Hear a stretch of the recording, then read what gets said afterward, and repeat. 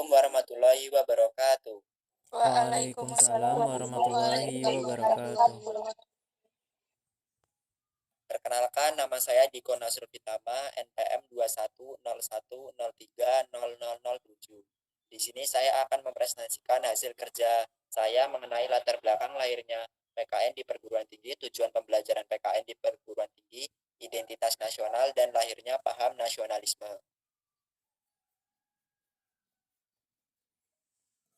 Latar belakang pembelajaran PKN di perguruan tinggi, yakni pembelajaran PKN di perguruan tinggi ini muncul karena pengaruh globalisasi di semua bidang, baik bidang pendidikan, ekonomi, politik, sosial, pertahanan, dan keamanan. Dalam era globalisasi ini bukan lagi perjuangan dalam bentuk fisik seperti perang pada zaman dahulu, akan tetapi era globalisasi ini membutuhkan perjuangan non-fisik yang sangat mengandalkan ilmu pengetahuan dan keterampilan.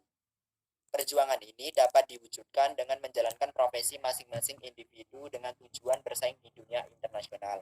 Hal tersebut melatar belakangi lahirnya PKN di perguruan tinggi sebagai langkah awal kita sebelum masuk ke jenjang profesi. Latar belakang lahirnya PKN di perguruan tinggi yang selanjutnya yakni bentuk negara Indonesia yang sangat luas. Letak geografis dan topografis inilah yang menyebabkan Indonesia memiliki berbagai macam agama, bahasa, suku, warna kulit, budaya, dan sebagainya, di mana hal tersebut menyebabkan perbedaan. Keberagaman tersebut mengakibatkan Indonesia mudah untuk mengalami konflik. Oleh karena itu diperlukan pendidikan PKN yang dapat membekali para mahasiswa, di mana mahasiswa dituntut untuk dapat hidup, berbangsa, dan bernegara yang baik dan benar sesuai dengan nilai-nilai Pancasila. Tujuan pembelajaran PKN di perguruan tinggi, yakni memberikan pengetahuan dan kemampuan dasar kepada mahasiswa mengenai tata cara kehidupan bermasyarakat, berbangsa, dan bernegara, serta dapat mengatasi permasalahan yang ada. Mengajarkan mahasiswa untuk menjadi warga negara Indonesia yang bertanggung jawab dengan melaksanakan hak dan kewajiban, serta mengajarkan mahasiswa untuk mempunyai sikap nasionalisme, rela berkorban, dan cinta tanah air. 2. Deskripsi tentang identitas nasional. A. Pengertian identitas nasional. Identitas nasional adalah kepribadian nasional atau jati diri yang dimiliki oleh suatu bangsa untuk membedakan dengan bangsa lainnya. Identitas nasional berkaitan dengan keberagaman. B. Fungsi identitas nasional. 1. Alat pemersatu bangsa. Maksudnya, identitas nasional berperan dalam memadukan keberagaman masyarakat tersebut menjadi satu kesatuan. 2. Sebagai landasan negara. Maksudnya, identitas nasional digunakan sebagai pegangan dan pijakan agar suatu negara dapat mewujudkan cita-citanya. 3. Sebagai pembeda dari bangsa yang lain. Maksudnya identitas nasional dapat sebagai ciri khas yang dibanggakan dari suatu negara, baik dari keunikannya dan keistimewaannya. 4. Sebagai perlindungan diri dari dampak globalisasi. Maksudnya identitas nasional ini diharapkan mampu menyaring dampak negatif akibat globalisasi pada semua bidang. C. Contoh identitas nasional. Bahasa nasional atau bahasa persatuan yaitu bahasa Indonesia, bendera negara yaitu Sang Merah Putih, lagu kebangsaan yaitu Indonesia Raya, lambang negara yaitu Garuda Pancasila, semboyan negara yaitu Bhinneka Tunggal Ika, dasar falsafah negara yaitu Pancasila, konstitusi negara yaitu Undang-Undang Dasar 1945, bentuk negara kesatuan Republik Indonesia yang berkedaulatan rakyat. Sejarah lahirnya paham nasionalisme di Indonesia.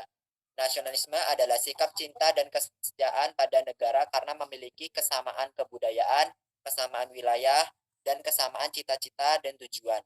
Tahap 1, tonggak lahirnya nasionalisme diyakini sejak lahirnya Budi Utomo pada tanggal 20 Mei 1908 yang sampai sekarang dikenang sebagai Hari Kebangkitan Nasional.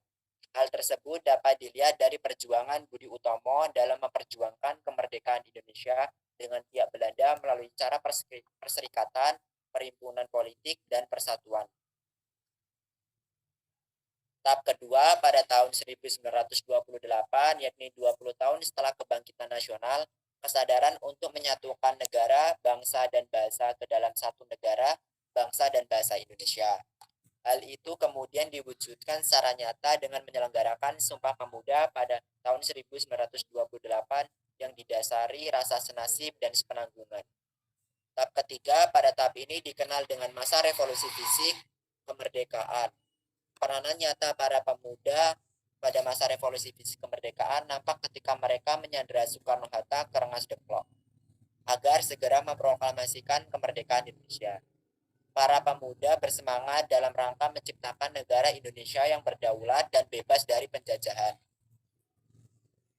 Tahap keempat, perkembangan nasionalisme di tahun 1966 yang menandai tatanan baru dalam kepemerintahan Indonesia. Hal tersebut dapat dilihat dari peran besar mahasiswa dan organisasi pemuda serta organisasi sosial kemasyarakatan di tahun 1966. Soeharto dan para tentara sulit bisa memperoleh kekuasaan dari penguasa Orde Lama yakni Soekarno. Tahap kelima, perkembangan ini dikenal dengan masa reformasi yang dikenal hingga sekarang ini. Pada masa sekarang ini, pemuda melakukan perjuangan non-fisik dalam menjalankan masing-masing profesinya. Terima kasih. Demikian presentasi dari saya. Apabila ada pertanyaan dari teman-teman, saya persilahkan. Izin bertanya. Baik, itu dari Putri, saya persilahkan.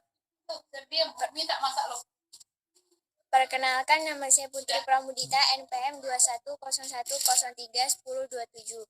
Pertanyaannya, mengapa burung Garuda dijadikan sebagai lambang negara Indonesia, bukan sebagai simbol lain? Bisa dipahami? Baik, bisa dipahami. Saya jawab ya. Menurut saya, karena burung Garuda memiliki tubuh yang besar dan kuat, di mana hal tersebut menggambarkan bahwa bangsa Indonesia adalah bangsa yang besar dan negara yang kuat. Warna keemasan pada burung Garuda melambangkan keagungan dan kejayaan, sedangkan paruh, cakar, dan ekor melambangkan kekuatan dan tenaga pembangunan.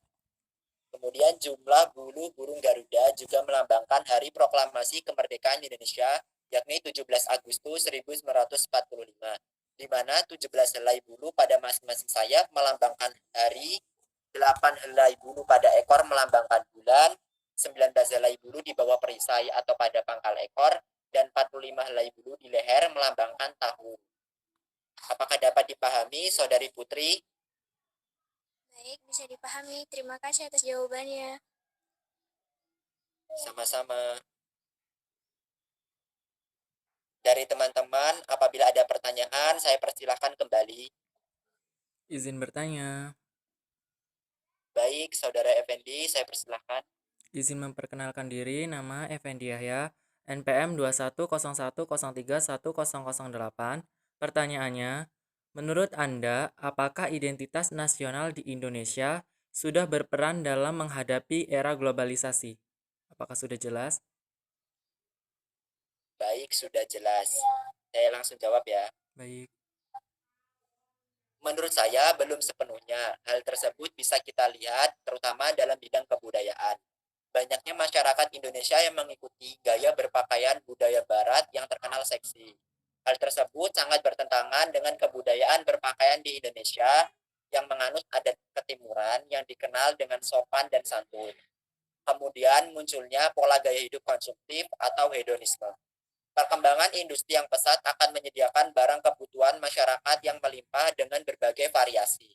Dengan begitu, masyarakat mudah tertarik untuk mengkonsumsi barang dengan banyak pilihan yang ada tanpa memperhatikan nilai kegunaan dan nilai fungsinya. Sama saja dengan pemborosan. Apakah dapat dipahami, Saudara Effendi? Baik, dapat dipahami. Terima kasih atas jawabannya. Sama-sama. Apabila ada pertanyaan dari teman-teman, saya persilahkan kembali. Cukup, Mas Diko. Baik, jika tidak ada, presentasi ini saya akan tutup. Demikian presentasi dari kelompok saya. Apabila ada kesalahan kata, saya mohon maaf. Saya akhiri. Wassalamualaikum warahmatullahi wabarakatuh. Waalaikumsalam warahmatullahi wabarakatuh.